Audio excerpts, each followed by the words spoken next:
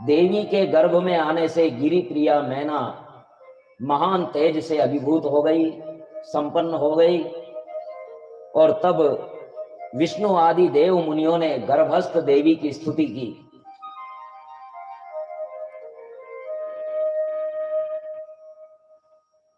दुर्गे जय जय प्राज्ञे जगदम्ब महेश्वरी सत्यव्रते सत्यपरे त्रिशक्त्ये सत्यरूपिणी।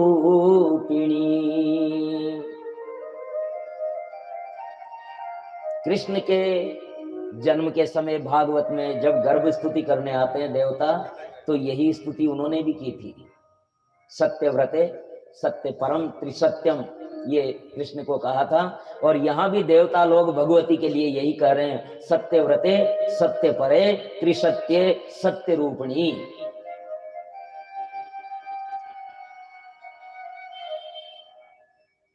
शिव प्रिये महेशानी देव दुख क्षयं करे त्रैलोक्य माता शर्वाणी व्यापिनी भक्तवत्सला। हे माता, आपने शिव के लिए जन्म लिया है, देवताओं के दुख को दूर करने के लिए जन्म लिया है, आप धन्य है। ऐसी स्तुति करके देवता अपने धाम को गए और उत्तम ग्रह नक्षत्रों की स्थिति में आद्या शक्ति भगवती पहले नैना के सामने अपने रूप में प्रकट हुई, अष्टभुजी देवी के रूप में। वसंत ऋतु में चैत्र शुक्ला नवमी, चैत्र में जो नवरात्र आते हैं उसकी जो नवमी होती है, उस दिन भगवती पार्वती का जन्म दिवस है। संसार में प्रसन्नता छा गई, सुगंधित पवन, पुष्प वर्षा होने लगी। विष्णु आदि देवताओं ने प्रकट होकर के आद्य शक्ति का दर्शन वंदन किया और अपने लोक में गए। भगवती के नील कमल कांति संपन्न श्याम वर्ण देवी के दर्शन करके अतिशय आनंद अनुभव करने लगे और मैना को ज्ञान प्राप्त हो गया और भगवती को झूले में झुला दिया है। बड़े प्रेम से झूला झुलाया जा रहा है। आइए भगवती के बाल रूप का हम भी दर्शन करें।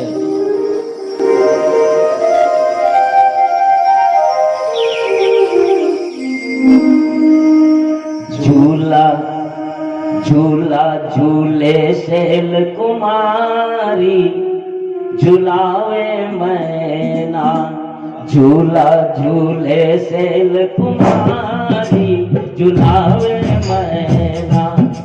हे झुलावे मैना, हे झुलावे मैना, झुलावे मैना, हे झुलावे मैना। झूला झूले शैल कुमारी झुलावे मैना, झूला झूले शैल कुमारी झुलावे मैना।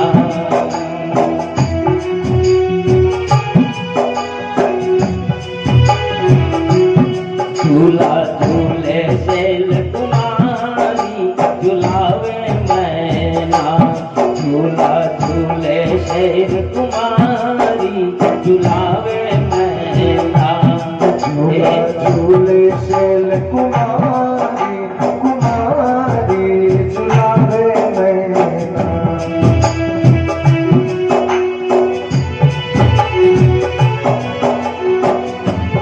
हे झुलावे मैना, झुलावे मैना, झुलावे मैना, झुलावे मैना। झूला झूले शैल कुमारी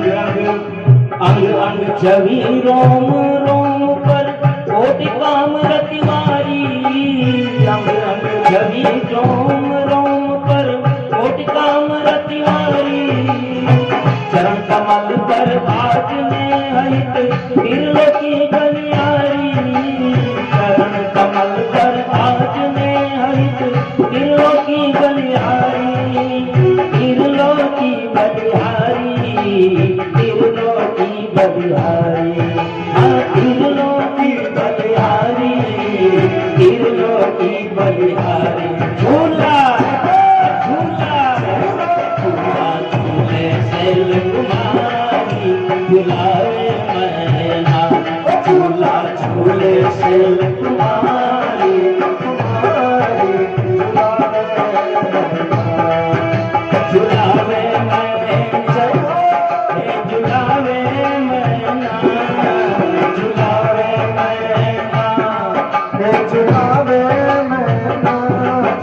झुलावे मैना, झुलावे मैना, झूला झूले शैल कुमारी, झुलावे मैना, झूला झूले शैल कुमारी, झुलावे मैना, झूला झूले शैल कुमारी, झुलावे मैना, झुलावे मैना, झुलावे मैना, झुलावे मैना, झूला झूले शैल कुमारी, झुलावे मैना, झूला झूले शैल कुमारी, झुलावे मैना, झूला झूले शैल कुमारी, झुलावे मैना, झूला झूले शैल कुमारी, झुलावे मैना, झुलावे मैना, झुलावे मैना, झुलावे मैना, झुलावे मैना, झुलावे मैना, झुलावे मैना, झुलावे मैना, झुलावे मैना, झुलावे मैना।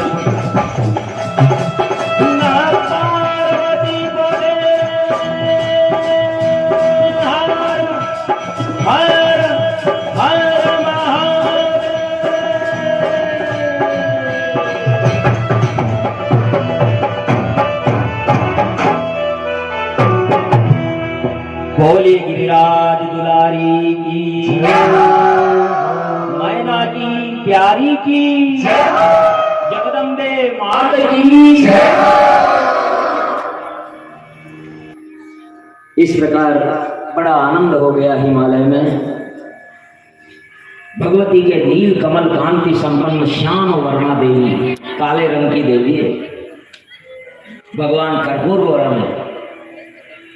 हमारे सारे के सारे भोलेनाथ के चित्रों में उनको श्याम वर्ण बताया जाता है। भोलेनाथ का श्याम वर्ण है ही नहीं, वो तो कर्पूर गौरम है और श्याम वर्ण तो हमारी माता है। त्वमाद्या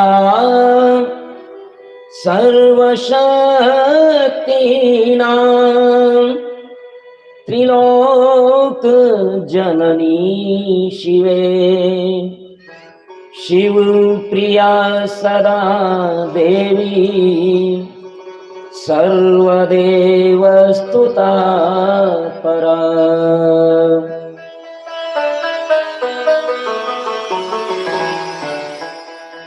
इस प्रकार माता मैना ने भगवती की प्रार्थना की और वो शिशु रूप हो गई। त्रिलोकी में माता प्रसन्नता से भर देती है। शुभ मुहूर्त में भगवती का नामकरण कराया और जन्म नाम कैसे आया, पार्वती का वर्ण भी काला, तो उनका नामकरण काली के रूप में हुआ, काली। बाकी तो सब लाक्षणिक नाम है। पर्वत की पुत्री है इसलिए पार्वती है। जब तपस्या के लिए जाने लगी तो माँ ने कहा ऊ माँ मत जा, वहां मत जा, तब उनका नाम उमा हो गया।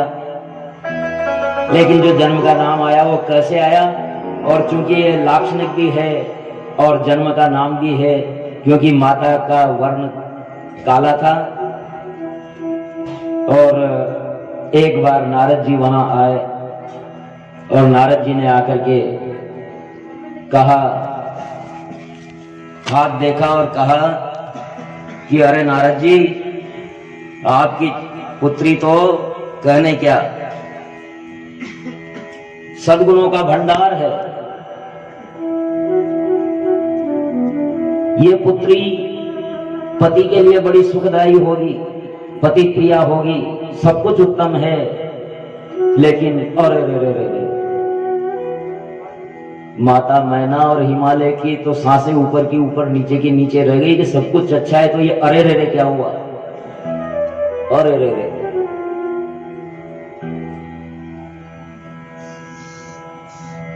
क्या हुआ महाराज। अरे मत पूछो।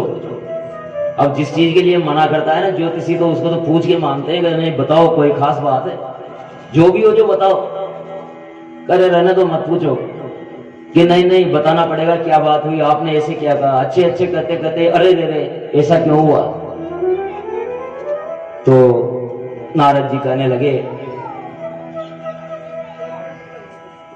योगी नग्नो गुणों कामी मातृतात विवर्जिता अमानो शिववेशस्य पतिरस्य किलेदृश।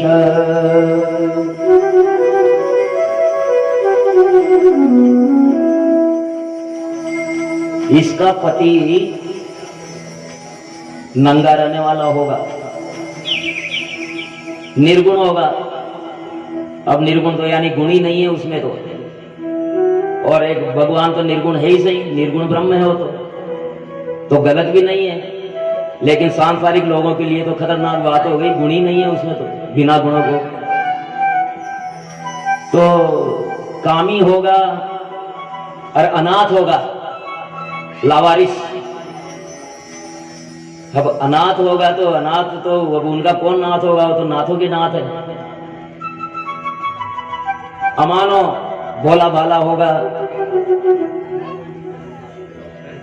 और इस प्रकार नारद की बात सुनकर के मैना और हिमाचल दोनों दुखी हुए, किंतु शिवा हर्ष से खिल उठी। हिमालय ने पूछा कि अब नारद बोले कि देखो ऐसा है, जो इसके हाथों में लिखा हुआ है ना वो तो होके रहेगा।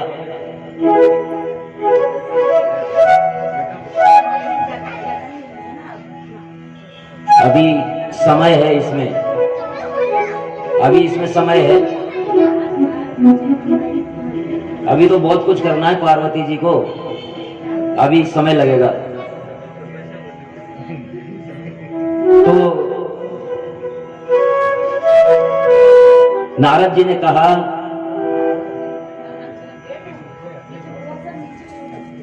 स्नेहा शृणु गिरे वाच वाक्यं मम सत्यं मृषा नहि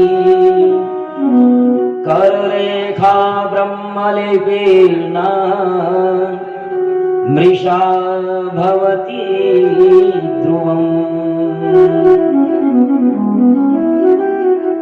जो विधाता के लेख लिख गए ना वो मिटते नहीं है, लेकिन ये तो झूठ नहीं होंगे। लेकिन फिर भी एक उपाय है कि बोले क्या, बताओ बताओ जो भी उपाय जो करेंगे, देखो नाथ उमा मम प्राण प्यारी, जो भी होगा जो सब करेंगे, आप बताओ क्या करना चाहिए। जे जे वर के दोष बखाने ते सब शिव पही मैं अनुमाने। जो विवाह शंकर सन होई दोष गुण सम कह सब कोई। अरे जो जो भी मैंने दोष बताने हैं ना, जो जो भी बताए इसके पति में क्या होगा, नंगा रहेगा, निर्गुण रहेगा, अनाथ होगा। शिव जी भी अनाथ है, वो तो नाथों के नाथ है, जिसके भी नाथ है वो है, भला उनका नाथ कौन होगा। तो जो विवाह शंकर सन होई दोसहु गुण सम कह सबको। अगर शिव के साथ इनका विवाह हो जाए तो दोष गुणों में कोई फर्क नहीं है, जो दोष है ना वो भी गुणों में गिनती आ जाएगी उनकी। समरथ को नहीं दोष गुसाई, हाथी को हत्यारा कोई नहीं करता। समरथ को नहीं दोष गुसाई रवि पावक सुर सरी की नाई। समर्थ का कोई दोष नहीं होता, इसलिए पार्वती तप करे, शंकर को प्रसन्न करे, यही मार्ग है। हिमवान कहते हैं कि नारद जी सुनने में आया है कि महादेव सब प्रकार की आसक्तियों का त्याग करके तपस्या करते हैं, और सती को वचन दिया था किसी अन्य स्त्री को नहीं देखूंगा। नारद ने कहा चिंता मत करो, उस सब का इलाज है। अरे शंकर तो इन्हीं की प्रतीक्षा में है, यही सती है। कुछ दिन बीतने पर एक दिन मैना ने हिमवान से कहा, मुनि वाक्यम न बुद्धम में सम्यक नारी स्वभावता विवाहं कुरु कन्याया सुंदरेण वरेण। देखो मुनि ने जो कहा वो मेरे समझ में नहीं आया, क्या बात है, मुझे पूरी तरह से समझाइए। मुनि की बात कभी असत्य हो नहीं सकती।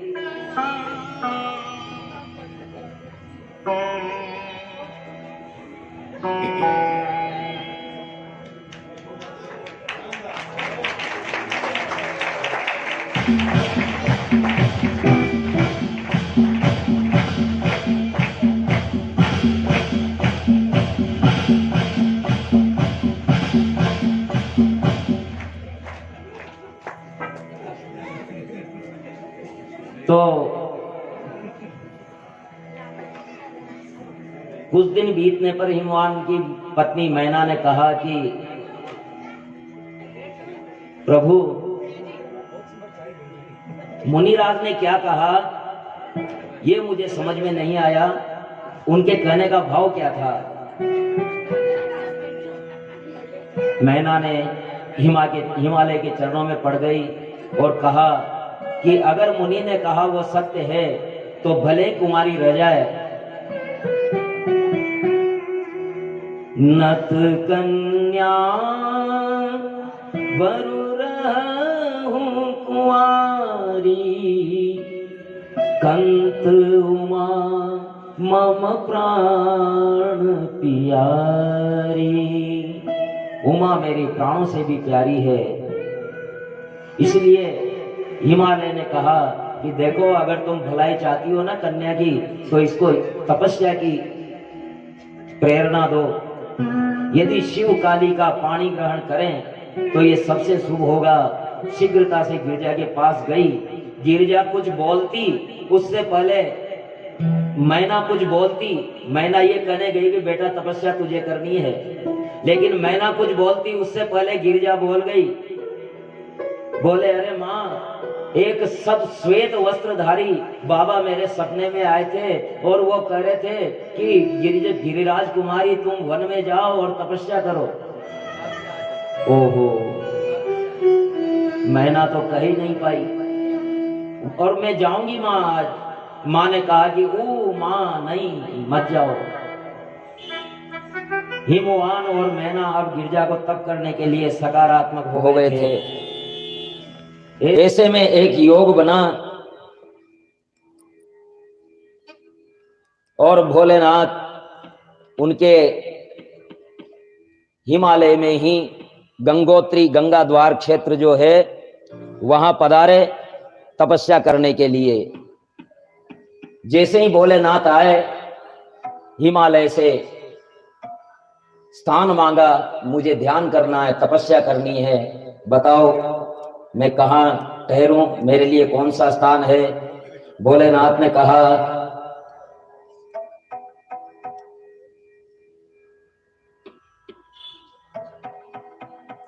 स्वागत है प्रभु आपका, आप तो पूरे स्थानों के मालिक हैं, आपको कौन स्थान देगा। सती के नहीं रहने से वो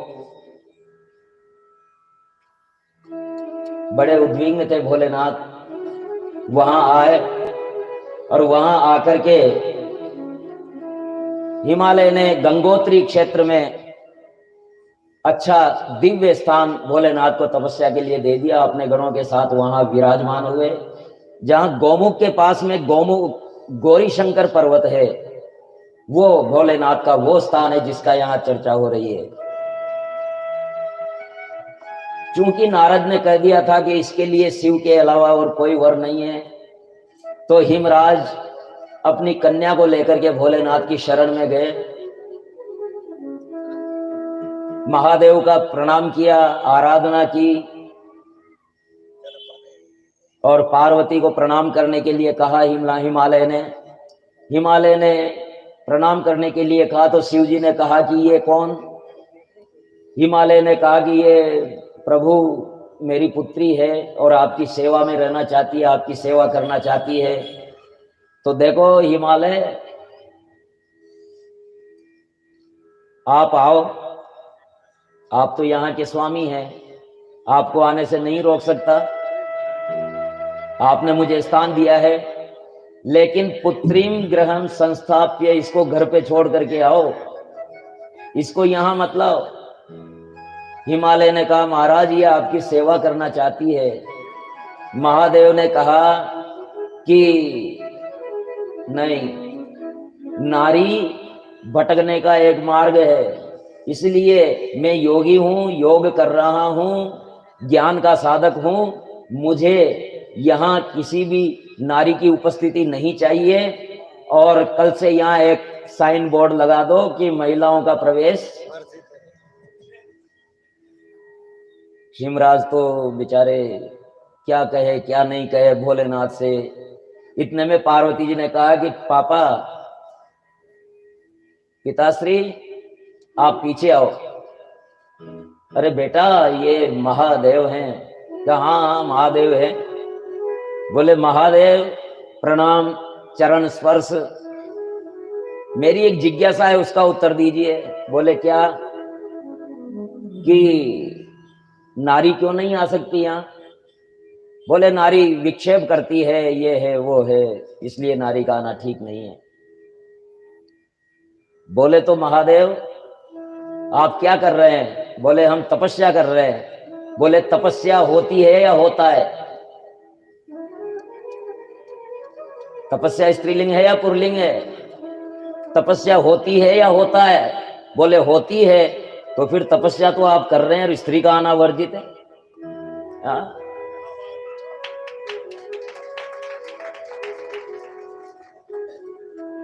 तो कहा कि आप साधना कर रहे हैं, तो साधना होती है कि होता है? ध्यान, धारणा, ध्यान के बाद धारणा, धारणा नहीं है तो ध्यान का क्या मतलब है? धारणा स्त्री है या पुल्लिंग है? स्त्रीलिंग है। पार्वती ऐसी बोली कि भोलेनाथ की सिट्टी पिट्टी गुम हो गई और वो चुप हो गए और कह दिया कि भाई ठीक है, आपकी पुत्री को ले आना।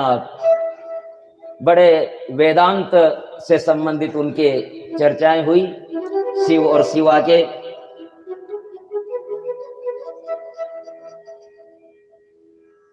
सती के न रहने से शिव दिगंबर और उन्मत्त हो गए थे। घूम घाम करके कैलाश में समाधि लगाई। असंख्य वर्षों तक समाधि टूटी। शिव ललाट से श्रम बिंदु गिरा, उससे मंगल पैदा हुआ। भूमि ने पालन किया, उसका भौम नाम हुआ। और इस प्रकार पार्वती और शिव का यहाँ हिमालय की गंगोत्री शिखर पर समागम हुआ। वहां माता पार्वती शिव की सेवा करने लगी और ब्रह्मा जी कहने लगे नारद जी से, प्रथमं तारकश्चैव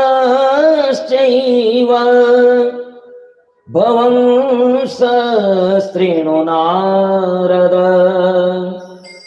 यद्वदार्थं महायत्न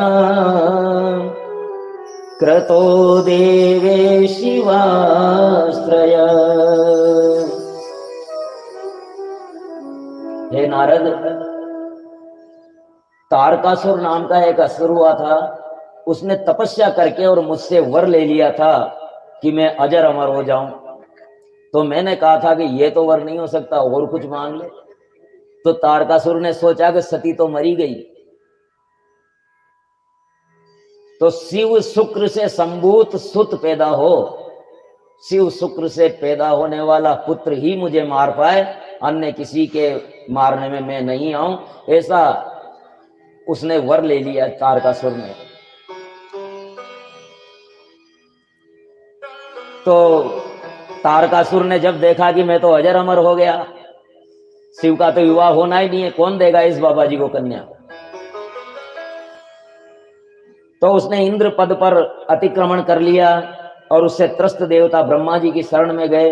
विष्णु के सुदर्शन से भी वो बच गया, क्योंकि शिव शुक्र संभूत सुत के बिना संभव नहीं था उसका मरना। विष्णु भी कुछ नहीं कर पाए। तो शिव जी की शरण में चलो, शिव जी कुछ करेंगे। तो ब्रह्मा जी ने कहा कि शिव जी भी कुछ नहीं करेंगे, ये शिव जी से नहीं उनके पुत्र से मरेगा।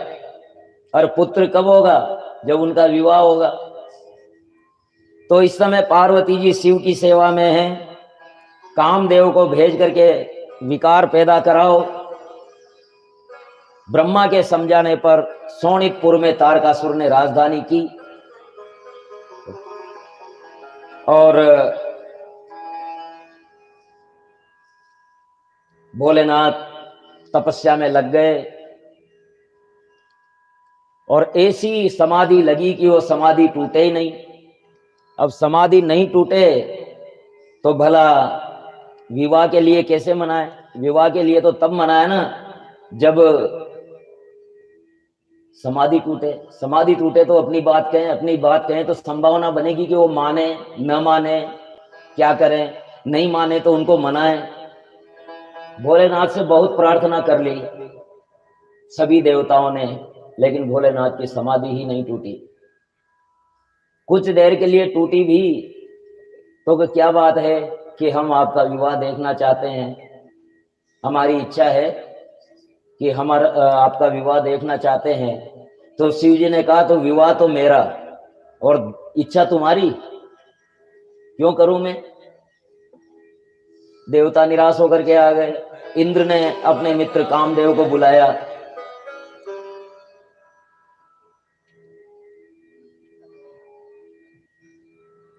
और बुला करके कहा, मित्र तुम मेरे बहुत अच्छे मित्र हो और बहुत बड़ा संकट आन पड़ा है।